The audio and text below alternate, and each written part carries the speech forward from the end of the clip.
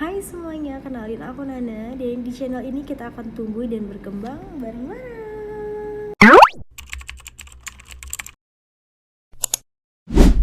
Oke, apa kabar kalian? Semoga kalian dalam kondisi yang baik dan bahagia ya dimanapun kalian berada, dan apapun aktivitas yang lagi kalian lakuin sekarang.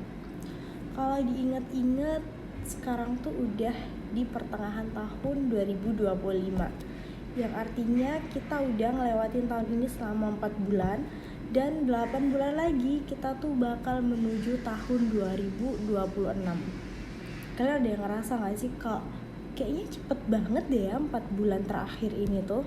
Dan kalau diingat-ingat lagi, kira-kira nih selama 4 bulan yang udah berjalan ini nih, udah sejauh mana sih resolusi yang kalian bangun di tahun sebelumnya yang katanya akan diwujudkan di tahun-tahun selanjutnya gitu? Kalau misalkan kalau aku duluan ya yang ditanya, apa non resolusimu yang udah terjadi nih di pertengahan tahun 2025 yang udah mau bentar lagi bener-bener sampai di pertengahan tahun? Kalau aku, salah satu resolusi aku tahun ini adalah dengan menjadi pribadi yang lebih menerima, menyayangi, dan memperbaiki diri aku sendiri agar aku bisa jadi manusia yang lebih tenang dan bahagia tentunya. Kalau kalian punya goals yang sama kayak aku, tonton terus video ini. Tapi aku minta tolong banget sama kalian, jangan lupa di like, comment, share, dan yang paling penting dibantu subscribe agar aku semangat buat bikin video ini. 4 bulan berjalan, aku ngerasa bulan-bulan ini cepet banget ya, dan banyak hal yang terjadi setiap harinya di hidup aku, yang pastinya semua itu tuh bener-bener rasanya kayak nano-nano gitu loh, bikin aku belajar buat jadi orang yang lebih baik. Tapi kadang hal-hal kayak gitu tuh juga bisa ngedistract aku buat jadi orang yang jahat, bisa ngedistract aku buat jadi orang yang egois, arogan, dan segala sifat-sifat buruk tuh keluar gitu aja. Cuman setelah 4 bulan ini aku ngerasa dibalik gedebak-gedebuk dan nano-nanonya hal-hal yang terjadi dalam hidup aku ngerasa sedikit banget ada hal yang lebih baik dan ketenangan yang lebih baik yang aku rasain dalam hidup aku. Karena aku ngerasanya kalau sebelum-sebelumnya tuh kalau ada masalah aku selalu emosi meledak-ledak. Sebelumnya kalau ada masalah aku selalu galau berkepanjangan, sedih berkepanjangan, kayak sampai suntuk, anxiety kambuh. Tapi untuk beberapa saat ini aku tuh ngerasa bahwa emosi aku tuh udah mulai stabil. Aku kalau ada masalah bisa mulai calm down dulu sebelum aku cari penyelesaiannya. Ketika ada masalah aku coba berdamai. Dan setelah aku ingat-ingat, ternyata ada 3 hal dasar yang selama ini tuh sedang aku pelajarin dan berusaha buat aku terapin.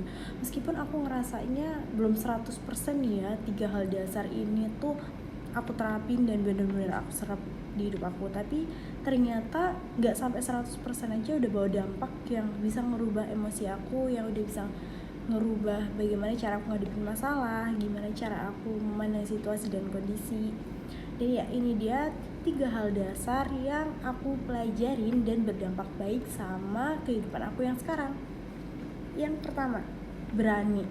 Berani di sini tuh bukan berarti kita berani melihat hal-hal yang gak kasat mata, berani mendaki gunung, melewati lembah, ikut arung jeram, enggak ya guys, bener-bener bukan berani kayak gitu, enggak. Tapi kita di sini berani buat ambil sikap, kita berani buat ambil keputusan di hal-hal yang menurut kita emang enggak gitu. Karena kadang kita sebagai manusia tuh sebenarnya hati menolak, tapi ternyata kita nggak bisa, jadi kita terpaksa ngomong iya sama hal yang padahal kita tuh nggak suka. Dan sekarang aku belajar buat ngikutin apa kata hati dan otak aku. Kalau misalkan hati aku nolak dan otak aku berpikir kayaknya ini nggak menguntungkan buat aku, kayaknya ini membawa pengaruh dan dampak buruk deh buat aku ke depannya, ya udah aku tolak, aku ambil sikap, aku ambil keputusan kalau oke, aku nggak ngelanjutin ini.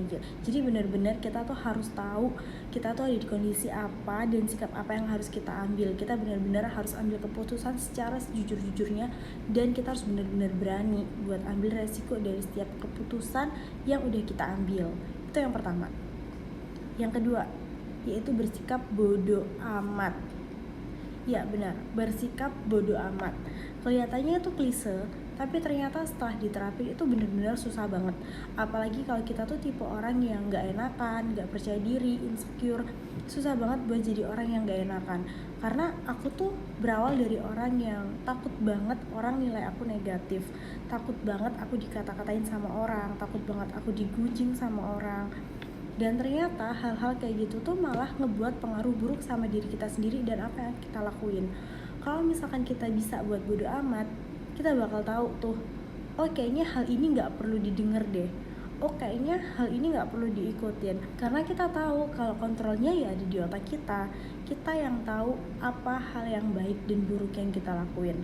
Selama kita ngerasa apa yang kita lakuin itu baik, nggak ngerugiin orang lain secara fisik, secara mental, secara finansial, ya udah lakuin aja. Selama apa yang kita mau itu nggak ngerugiin orang lain, ya udah lakuin aja. Karena kalau misalkan kita nurutin orang lain itu nggak akan pernah ada habisnya. Setiap keputusan atau apapun yang terjadi dalam hidup kita itu kan nggak semuanya berjalan sesuai dengan keinginan dan kendali kita. Ada banyak banget hal-hal yang terjadi di luar kendali kita dan kita nggak bisa apa-apa atas hal itu. Yang harus kita lakuin adalah bodo amat. Selama yang kita lakuin itu udah paling benar menurut kita, ya selama yang kita lakuin tuh gak bawa dampak buruk atau ngerugiin orang lain dan sekitar kita, ya udah berarti apapun yang orang lain omongin tentang kita juga gak usah sepenuhnya didengar. Kecuali kalau emang orang-orang itu tuh berpengaruh buat hidup kita, kayak orang tua kita atau guru kita yang ngasih hal-hal positif, yang ngasih masukan dan kritik saran positif yang bisa buat kita lebih baik. Tapi selama orang-orang itu gak terlalu berpengaruh buat hidup kita, ya udah bodo amat. Tetap fokus sama tujuan kita, tetap fokus sama apa yang kita lakuin, dan fokus sama diri kita sendiri. Dan yang ketiga, ini yang paling penting kayaknya, fokus sama diri kita sendiri. Semakin kita mengurangi interaksi sama orang di luar kendali kita, selama kita mengurangi interaksi sama hal-hal yang membawa dampak buruk dalam hidup kita yang gak bisa kita kendalikan, selama kita fokus sama apa yang kita mau, apa yang kita pengen, kurang lebihnya diri kita sendiri, itu tuh akan ngebuat kita jadi orang yang lebih sayang sama diri kita sendiri. Karena kita jadi tahu kekurangan dan kelebihan kita itu apa. Kita tuh jadi tahu apa hal-hal yang bisa kita sebarkan kebaikannya, sama apa hal-hal yang bisa ngebuat kita tuh jadi lebih terpuruk. Kalau kita udah fokus sama diri kita sendiri, kita akan jadi lebih happy. Karena apa?